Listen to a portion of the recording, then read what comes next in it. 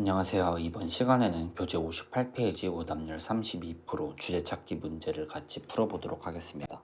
바로 첫 문장에 형광펜 치고 같이 시작해 보도록 할게요. 첫 문장 같이 읽어보면 큰 재해를 정의하는 요소는 그것의 해로운 결과에 거대한 규모이다 하고 있는데, 제가 첫 문장을 읽으면서 계속 질문을 던져보라 그랬죠. 얘가 앞으로 나에게 무슨 얘기를 할까? 이 첫 문장을 읽고 우리가 궁금했어야 하는 것은 왜 이 거대한 규모가 큰 재해를 결정하는가, 정의하는가, 이게 궁금했어야 돼요. 즉 Y가 궁금했어야 되는 거죠. 그리고 이 Y에 대한 답이 앞으로 나올 글의 전개고 글의 핵심일 거예요.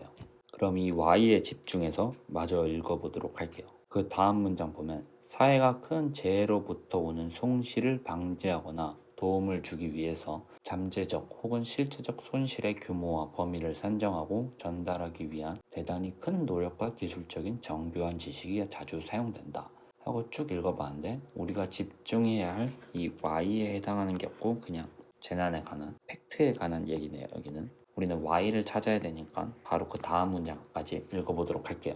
바로 그 다음 문장 보면 이 노력은 사람들이 그 결과로 생기는 수를 이해할 수 있고 그에 의거하여 적절하게 행동할 수 있다는 것을 가정한다 하고 있는데, 이제 Y에 대한 정답이 나왔네요. 사람들이 거대한 규모의 숫자를 쉽게 이해할 수 있을 거라고 가정하고 그것에 맞게 적절하게 행동할 거라고 믿는다. 그래서 이 규모로 큰 재난을 정의하나 봐요. 이 Y에 대한 답이 여기 나왔네요. 그럼 우리는 이제 이 단락의 핵심도 찾았고 끝난 건데, 쭉 캐릭터 읽어보면서 이제 이 글의 흐름이 바뀌나 봐야 되는데, 바로 다음에 however 하면서 글의 흐름이 바뀌고 있어요. 이렇게 글 도중에 글의 흐름이 바뀌어도 무조건 같은 범주 속에서 다른 이야기를 하는 거예요. 하나의 단락에는 하나의 주제가 있으니까 사람들이 숫자를 쉽게 이해하고 그것에 맞게 적절하게 행동할 거라서 규모, 숫자로 재난을 정의한다. 이 범주 속에서, 그러니까 우리가 찾은 이 글의 답, 이 앞문장에서 같은 범주 속에서 다른 내용만 나올 수 있다는 거죠. 아무리 글 도중에 however가 나와도. 그래서 이 however가 포함된 문장을 읽어보면 그러나 최근의 행동 연구는 이러한 근본적인 가정이 의혹을 던진대요. 이 앞에 핵심에 대한 의혹을 던진대요. however 하면서 글의 흐름이 바뀌어도 글의 핵심 바뀔 수 없다 했죠. 이거에 대해 의혹을 던진대요. 이거에 대해서 무슨 말을 하려나 봐요.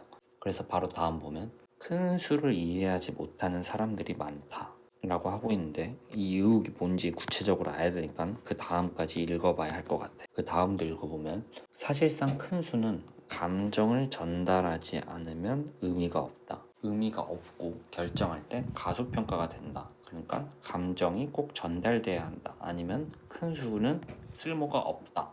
이 말을 하고 싶은 건가요? 그럼 이제 정말 글의 핵심을 안 거예요. 거대한 규모가 재해를 정의하는데 첫 문장에서 말했죠. 그런데 however면서 그것에 대한 의혹이 있고 거대한 규모, 숫자가 감정을 전달하지 않으면 의미가 없다. 이 말을 하고 싶은 거예요. 그러니까 이게 글의 핵심인 거죠. 그럼 이걸 담고 있는 선택지가 뭐가 있나 바로 볼게요. 1번 보면 대규모 비극에 대한 무감각. 우리는 큰 수에 매몰되어 있다. 바로 정답이 보이네요. 2번도 보면 수의 힘, 자연재해를 분류하는 방법. 자연재해를 분류하는 거에 대한 얘기도 아니고 숫자의 힘이 아니라 감정을 전달하지 않으면 수는 힘이 없다였죠. 3번 보면 필사적인 공곤한 상태에 있는 사람들에게 손을 내미는 방법. 이거는 당연히 정답이 될 수 없는 거고, 기술을 통해 잠재적 손실을 방지하기. 기술에 대한 얘기가 아니죠. 5번 주의하라. 수는 감정을 확대한다니까 수는 감정이 전달되지 않으면 의미가 없다니까 5번도 아니죠. 정답은 바로 1번인 걸 알 수 있었어요.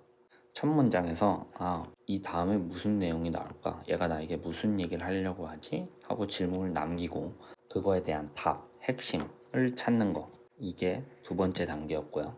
그 다음에 쭉 훑어읽으면서 내가 찾은 핵심에 대한 게 그래 흐름이 바뀌지 않나 쭉 체크하는 건데, 그 도중에 however가 나왔어요. 이 however가 나와도 그 앞에서 글의 핵심, 첫 문장에서 우리 남긴 거, 이거에 대한 답의 범주에서 절대 벗어나지 않고 같은 범주 속에서 다른 얘기만 나올 수 있었고, 그 범주는 수가 전달되더라도 감정이 전달되지 않으면 의미가 없다. 이게 글의 핵심이었어요. 결론적으로. 다음 시간에는 다른 문제를 함께 풀어보도록 하겠습니다.